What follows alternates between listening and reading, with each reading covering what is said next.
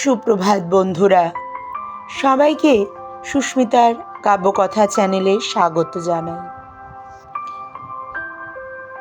সবাই ভালো আছো এটা তো বলতে পারি না, তবে হ্যাঁ, আমরা সবাই প্রতিনিয়ত ভালো থাকার চেষ্টা করি। সেই চেষ্টাতেই আমাদের সূর্যোদয় থেকে সূর্যাস্ত এগিয়ে চলা। সকলে যে যার মতো আছো, এগিয়ে চলছো জীবনের পথে, এটাই তো। আর আমাদের সঙ্গে আছে রবি ঠাকুর। আমার ভীষণ ওই কবিতাটা মনে পড়ে, বোঝাপড়া। ভালো মন্দ যাহাই আসুক, সত্যের এলও সহজে। সত্যি, আমাদের সকলের জীবনেই তো এটা চরম সত্যি, তাই না? আজ শোনাবো রবি ঠাকুরের বহু পঠিত এবং সকলেরই ভীষণ পছন্দের কৃপণ কবিতাটি।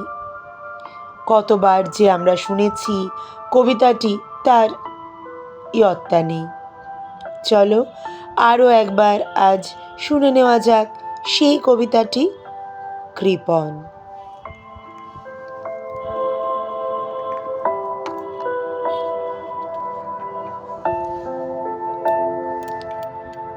আমি ভিক্ষা করে ফিরতেছিলেম গ্রামের পথে পথে, তুমি তখন চলেছিলে তোমার স্বর্ণরথে।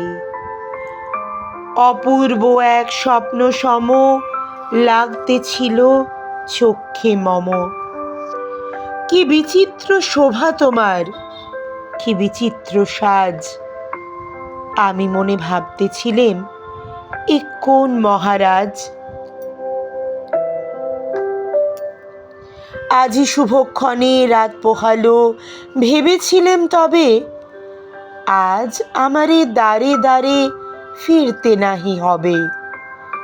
বাহির হতে নাহি হতে কাহার দেখা পেলেম পথে।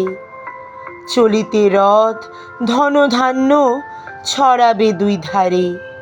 মুঠা মুঠা কুড়িয়ে নেব নেব ভারে ভারে।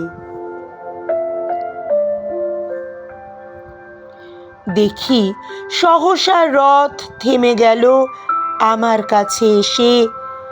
আমার মুখপানে চেয়ে নামলে তুমি হেসে। দেখে মুখের প্রসন্নতা জুড়িয়ে গেল সকল ব্যথা।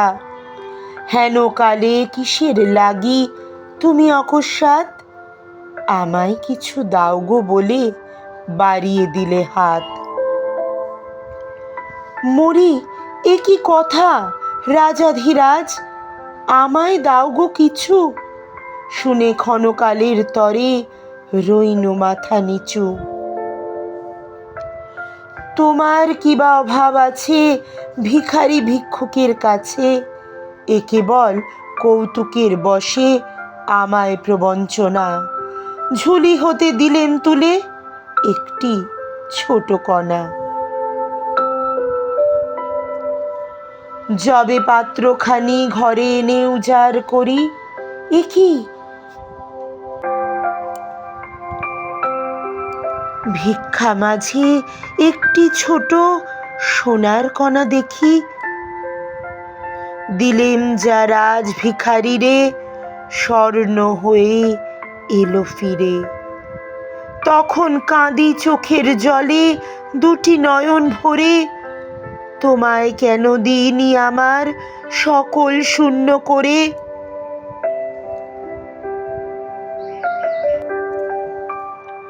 তখন কাঁদি চোখের জলে দুটি নয়ন ভরে। তোমায় কেন দিইনি আমার সকল শূন্য করে, সকল শূন্য করে।